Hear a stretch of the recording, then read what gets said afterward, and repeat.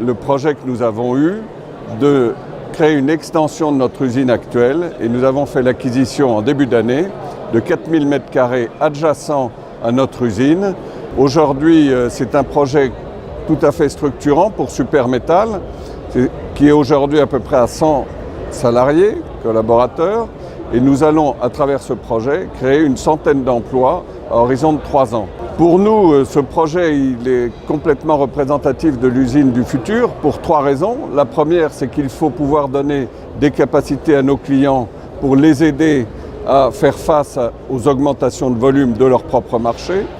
Deuxièmement, il faut que l'entreprise Super-Métal se donne les moyens de durer, donc d'être compétitive, donc d'utiliser dans ce nouveau bâtiment l'ensemble des techniques qui nous permettront des gains de productivité que nous pourrons redonner pour partie à nos clients et l'autre partie pour continuer à investir.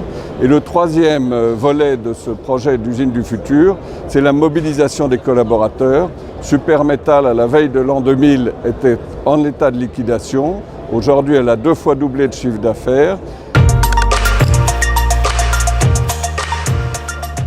C'est d'abord une grande reconnaissance pour l'ensemble de l'équipe.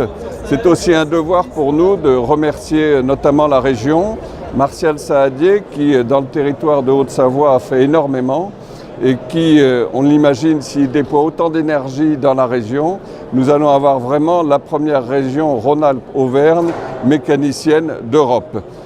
Donc c'est une grande reconnaissance, c'est une notoriété évidente pour le projet.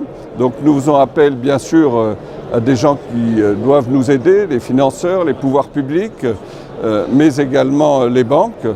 Et c'est aussi un appel parce que nous allons avoir des capacités, donc la possibilité d'accueillir des structures probablement un peu plus petites, qui ont peut-être des questions sur leur avenir à court ou moyen terme, et qui, de ce fait, pourront rejoindre notre usine et acquérir comme cela une taille critique.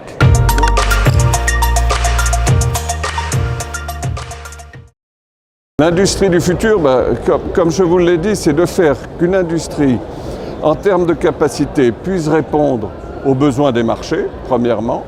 Deuxièmement, c'est une industrie qui soit suffisamment compétitive, donc utilisatrice de toutes les techniques que l'on a aujourd'hui à notre disposition pour durer et pour faire que les pièces et l'ensemble des productions restent en France.